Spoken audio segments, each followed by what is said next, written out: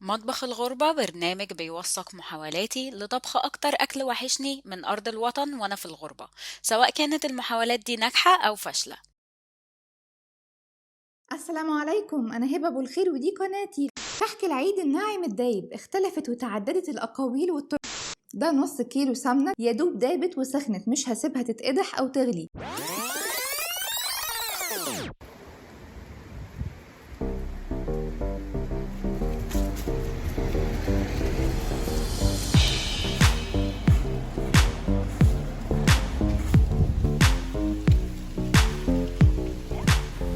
انا رايحه اجيب الدقيق واللبن والبيكنج صودا.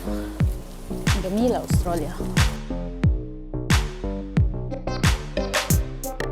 انا بدور على دقيق فاخر، لقيت دقيق فاخر، سمعت ان اقرب حاجه اسمها كيك فلاور وتقريبا بيتباع في المحل ده.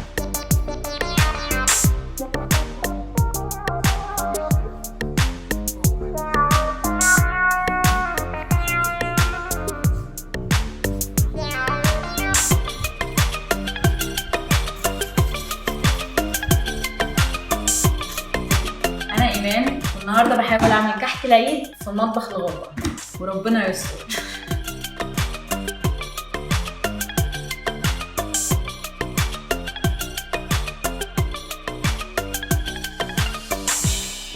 غني. منى. ايه هو انت شفتني لما عملت كحك؟ لا بس انا كمان عملت كحك. عملته بسمنه مقدوحه ولا مش مقدوحه؟ مقدوحه طبعا. غلط. غلط ده في وشك. انا عندي اعتراف، انا ما اعرفش يعني ايه ادحي السمنه، ما عنديش اي فكره.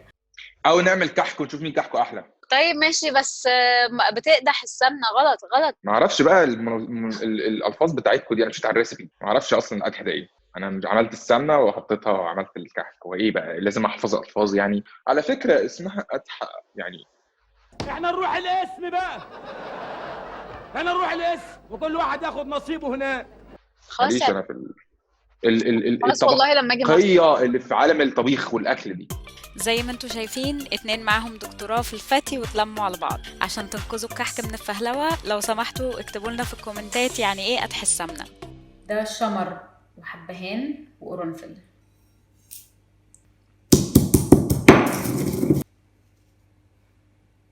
جميل. ريحته وحشه قوي، ريحته صعبه. اعمل ايه؟ اصحى وخلي بالك لان غراني يجرالك. مش مشكله. قرفه، كنزبيل، جوز تشيب. انا كده حاولت اعمل ريحه الكحك، انا حطيت كل حاجه بالتقريب، انا مش عارفه كده صح ولا غلط. كيلو كيك فلاور، 10 جرام خميره، معلقه كبيره سمسم متحمص، معلقه ونص صغيرين بيكنج باودر، نص معلقه صغيره ريحه الكحك، نص معلقه صغيره ملح، نص كيلو سمنه. ده نص كيلو سمنه. انا امبارح سخنته على نار هاديه قوي، ما قدحتش السمنه. انا سخنت السمنه على نار هاديه قوي بس خليتها تدوب، وبعد كده حطيتها في علبه وحطيتها في الثلاجه. والمفروض ان دي احسن طريقه للكحك. Don't come at me. اطلعي بقى يا ربنا، ولا من شاف ولا من دري.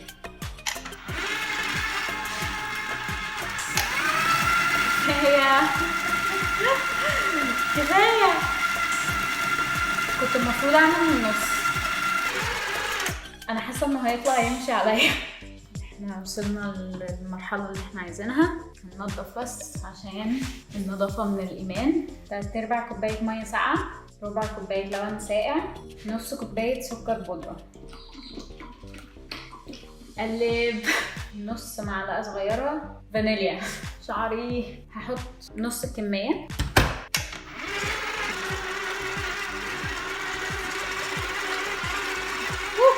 كان هيخرج والله يا حبيبي. في ايه بس؟ الباقي بيتف عليا. كفايه. اوكي، انا المفروض دلوقتي هعمل تيست ان انا هاخد شويه وهكورهم، ولو حطيت صباعي والشقه يبقى لسه محتاج سمنه. هو لسه محتاج سمنة.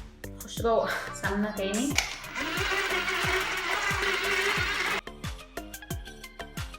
مختلف تماما عن اللي قبليه. اوكي one more test يا ايمان. كالي كده مشقش.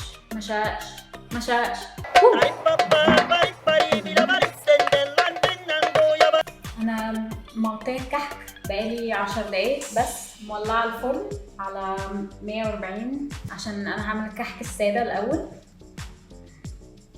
هو شكله المفروض يبقى عامل ازاي؟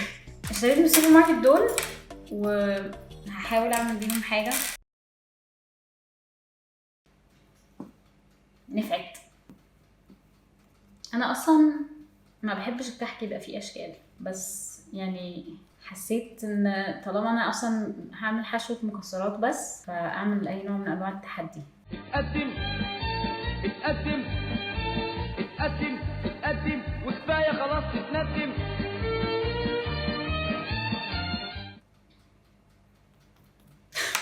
اوكي فكرة وحشة. ماله الكحك كده؟ ماله؟ مش لازم والله. ما هو جميل. مش عايزة حد يتكلم. انا حاولت وفشلت، كسبت شرف المحاولة. الاحجام كل واحدة شكل، بس مش مشكلة. الفرن. كحك فرن. هحط الكحك في الفرن على 140 لمدة نص ساعة. اوكي كده الكحك السادة كفاية عليه كده. هبص على اللي جوه. انا مش عارفة كده ايه. اتشقق. انا مش عارفة هو التشقق ده حاجة وحشة ولا ده عادي ينفع. هحطه كمان دقيقة. انا حطيت الشواية عشان ياخد لون شوية من فوق، وهو ناقص له دقيقتين اساسا. فده الكحك اللي انا حاولت اعمل فيه شكل وذهبي من تحت. ده اللي انا ما عملتش فيه حاجة. شكله حلو وريحته حلوة. اوكي انا هجرب حاجة.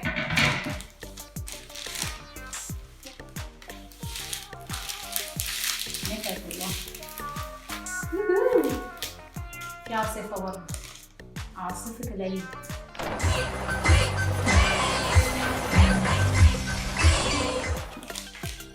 هجرب المكسرات. ساعدنا بيها. تمام. المفروض دلوقتي اعمل خرم.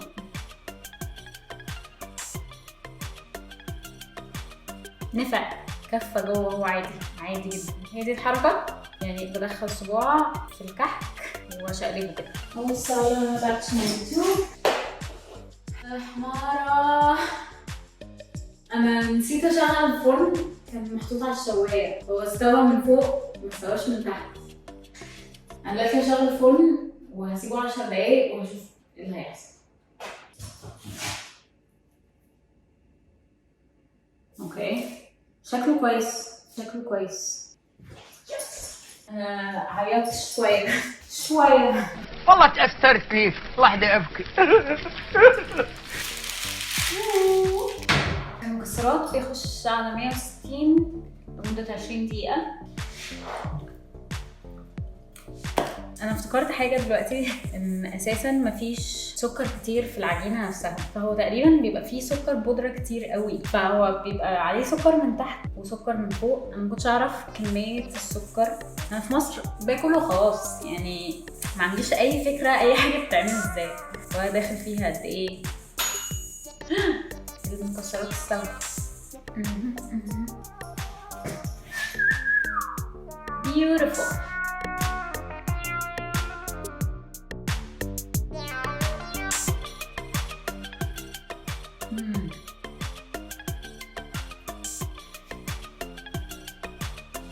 بجد حلو قوي. بجد شكرا هبة ابو الخير، يعني شكرا بجد. الاكل المصري صعب عليا، مفيش اكل بيحتاج مجهود وبيحتاج ingredients وبيحتاج وقت قد الاكل المصري. كل الاكل اللي انا طبخته في حياتي، ولما بحاول اعمل حاجه بيبقى لحظه مؤثره جدا بجد لما بعملها وبتطلع نفس الطعم اللي في مصر. انا قبل لما اصور اي فيديو بقعد 3 ايام مثلا على يوتيوب بتفرج على كل الستات الجمال، وساعات في رجاله بيعملوا الاكل ده بكل سهوله كل يوم، بيصوروا باي كاميرا عندهم وبيحطوا على يوتيوب عشان الناس اللي زيي وانا في اخر الدنيا اعرف اعمل حاجه زي كده. فشكرا.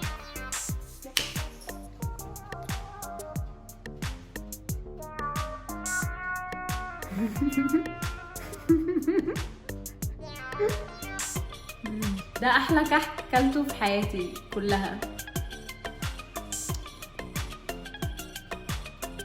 ثانية واحدة بس قبل ما تمشوا، محتاجاكم تعملوا لايك وشير وسبسكرايب، وممكن تلاقوني كمان على انستجرام وفيسبوك باسم مطبخ الغربة او ايمان's كيتشن ابرود. ويا ريت كمان لو تكتبوا لي في الكومنتس عايزين نجرب اطبخ ايه المرة اللي جاية.